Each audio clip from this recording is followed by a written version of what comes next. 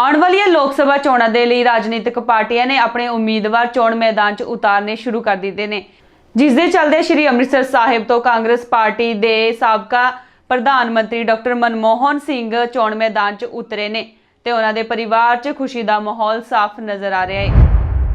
ਆਗਾਮੀ ਲੋਕ ਸਭਾ ਚੋਣਾਂ ਦੇ ਮੱਦੇਨਜ਼ਰ ਰਾਜਨੀਤਿਕ ਪਾਰਟੀਆਂ ਨੇ ਆਪਣੇ ਉਮੀਦਵਾਰ ਚੋਣ ਮੈਦਾਨ ਵਿੱਚ ਉਤਾਰਨੇ ਸ਼ੁਰੂ ਕਰ ਦਿੱਤੇ ਨੇ, ਜਿਸ ਦੇ ਚੱਲਦੇ ਸ਼੍ਰੀ ਅੰਮ੍ਰਿਤਸਰ ਸਾਹਿਬ ਤੋਂ ਕਾਂਗਰਸ ਪਾਰਟੀ ਨੇ ਸਾਬਕਾ ਪ੍ਰਧਾਨ ਮੰਤਰੀ ਡਾਕਟਰ ਮਨਮੋਹਨ ਸਿੰਘ ਨੂੰ ਚੋਣ ਮੈਦਾਨ ਵਿੱਚ ਉਤਾਰਿਆ ਹੈ, ਜਿਸ ਕਾਰਨ ਉਹਨਾਂ ਦੇ ਪਰਿਵਾਰ 'ਚ ਖੁਸ਼ੀ ਦਾ ਮਾਹੌਲ ਸਾਫ਼ ਨਜ਼ਰ ਆ ਰਿਹਾ ਹੈ। ਇਸ ਦੌਰਾਨ ਪਰਿਵਾਰਕ ਮੈਂਬਰਾਂ ਨੇ ਮਿਠਾਈਆਂ ਵੰਡ ਆਪਣੀ ਖੁਸ਼ੀ ਜ਼ਾਹਿਰ ਕੀਤੀ ਹੈ। ਚੋਣਾਂ ਵਿੱਚ ਡਾਕਟਰ ਮਨਮੋਹਨ ਸਿੰਘ ਦਾ ਨਾਮ ਆਉਣ ਤੇ ਪਰਿਵਾਰ ਮੈਂਬਰਾਂ ਦਾ ਕਹਿਣਾ ਹੈ ਕਿ ਉਹ ਸ਼੍ਰੀ ਅੰਮ੍ਰਿਤਸਰ ਸਾਹਿਬ ਵਿੱਚ ਹੀ ਵੱਡੇ ਹੋਏ ਨੇ ਤੇ ਸ਼ਹਿਰ ਦੇ ਚੱਪੇ-ਚੱਪੇ ਤੋਂ ਚੰਗੀ ਤਰ੍ਹਾਂ ਵਾਕਿਫ ਨੇ। ਜ਼ਿਕਰਯੋਗ ਹੈ ਕਿ ਲੋਕ ਸਭਾ ਚੋਣਾਂ ਨੂੰ ਲੈ ਕੇ ਬਹੁਤ ਸਾਰੀਆਂ ਸਿਆਸੀ ਪਾਰਟੀਆਂ ਵੱਲੋਂ ਜਿੱਤ ਦੇ ਦਾਅਵੇ ਕੀਤੇ ਜਾ ਰਹੇ ਨੇ। ਹੁਣ ਵੇਖਣਾ ਇਹ ਹੋਵੇਗਾ ਕਿ ਸ਼੍ਰੀ ਅੰਮ੍ਰਿਤਸਰ ਸਾਹਿਬ ਤੋਂ ਡਾਕਟਰ ਮਨਮੋਹਨ ਸਿੰਘ ਬਾਜੀ ਮਾਰਦੇ ਨੇ ਜਾਂ ਨਹੀਂ।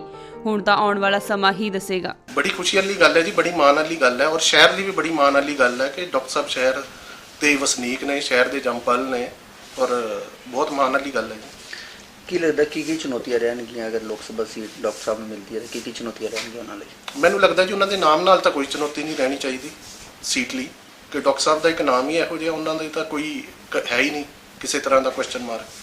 मैं समझदा कि चुनौतियां तो बहुत सारिया ने ਅੰਮ੍ਰਿਤਸਰ ਦੇ ਵਿੱਚ। ਜੇ ਆਪਾਂ ਚੁਣੌਤੀਆਂ ਦੀ ਗੱਲ ਕਰਾਂਗੇ ਤੇ ਹੱਲੇ ਵੀ ਇੱਥੇ ਪ੍ਰੋਪਰਲੀ ਹੈਲਥ ਦੀ ਫੈਸਿਲਿਟੀਜ਼ ਜਾਂ ਐਜੂਕੇਸ਼ਨ ਦੀ ਫੈਸਿਲਿਟੀਜ਼, ਸਪੋਰਟਸ ਦੀ ਸਭ ਤੋਂ ਵੱਡੀ ਚੁਣੌਤੀ ਜਿਹੜਾ ਪਿੱਛੇ ਮੈਂ ਵੀ ਮੁੱਦਾ ਚੁੱਕਿਆ ਸੀਗਾ ਕਿ ਸਾਡੇ ਅੰਮ੍ਰਿਤਸਰ ਦੇ ਵਿੱਚ ਸਪੋਰਟਸ ਜਿਹੜਾ ਕੰਪਲੈਕਸ ਨਹੀਂ ਹੈਗਾ, ਕੋਈ ਵੀ ਸਪੋਰਟਸ ਟੂਰਨਾਮੈਂਟ ਜਿਹੜੇ ਉਹ ਨਹੀਂ ਹੋ ਪਾਉਂਦੇ ਇੱਥੇ।